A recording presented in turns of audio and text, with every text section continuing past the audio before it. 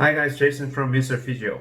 Today we are going to talk about breathing. We do it every day, but not many do it correctly. So I will focus on how your breathing can affect your posture if you don't do it correctly.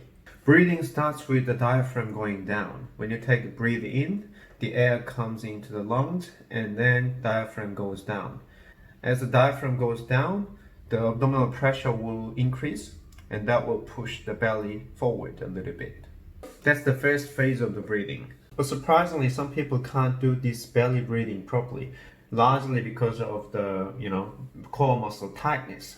If you have tight core muscles, those muscles can't be stretched out as much as they should. If that's the case, the diaphragm can't come down because the abdominal pressure will be quite high due to the core muscles kind of holding their position. And our diaphragm is also made of muscles and tendons. So the diaphragm not being able to come down means it's not fully contracting when you take the air in. I just told you diaphragm is also muscle and tendon. So your muscle not being able to function 100%, it might lose that function, the last 10%, 20% of the contraction. So think of it, the diaphragm can come down this much, but it's only doing that much. So it's very likely to lose the last 5 centimeters of the contraction. And that means your lung capacity will be affected as well, because the amount of air you can take into your lungs will be reduced due to the diaphragm not going down. But you still need to breathe. So instead of doing that belly breathing, you tend to do chest breathing. That's why you need to loosen up your core muscles to do this first phase of the breathing properly. You will be surprised how tight your core is. It can get tight for many reasons. Among many, just sitting itself. When you sit down, you put that muscles into shortened position so they can get tight. So check your core muscles and see if you can do the belly breathing. And the second phase of the breathing is the ribcage expansion. So when you do the first phase of the breath, belly comes forward and your ribcage will start to expand out to the side.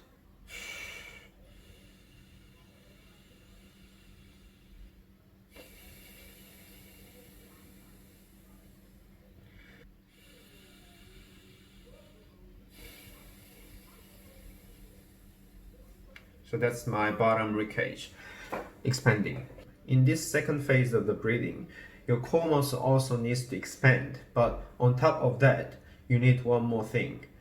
And that's the back muscles, especially your erector spinae and the quadratus lumborum, and also you've got serratus posterior inferior. All those muscles actually pulling your ribcage backwards to open up the ribcage. So I told you your ribcage will expand if you look at from the front, but it's actually these back muscles pulling your ribcage backwards, like that way. So it looks like it's actually expanding to the side if you look at your ribcage from the front. And your diaphragm starts from the ribs on the front and then going lower to attach on the backbones. And also your lungs actually are going a bit deeper on the back as well. And when you take air in, especially deep breathing, those two ribs will go like that to get the air into the bottom part of your lungs. So those muscles are attached on those two ribs, like quadratus lumborum and the erector spinae, the serratus posterior inferior, have to contract to lift those ribs a little bit. So if these muscles weak, that second phase of the breathing can be affected. And again, if your ribcage doesn't expand properly, your lungs can't expand, that leads to vicious cycle I mentioned before. And again, sitting can make these muscles weak because when you sit down like that, these muscles all being stretched out. If you put a prolonged stretch on your muscles, they're not likely to contract properly because it's hard for them to contract from a stretched position. So they can get weak and your posture's going like that. That's the second phase of the breathing. And the last phase of the breathing is the upper ribcage expansion. This time I'll put my hands on my chest. So see my upper ribcage expand.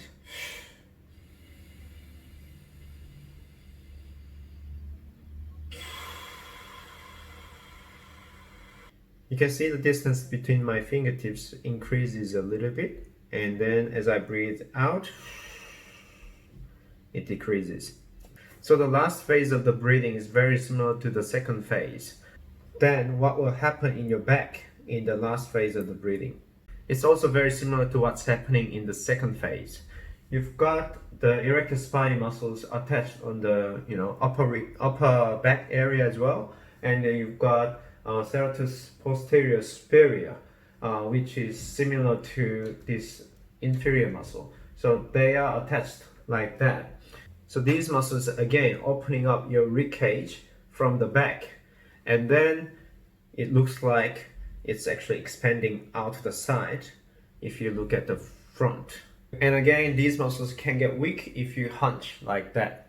So these muscles will be stretched out and they tend to lose its function. This function is pretty important because if you see my breathing,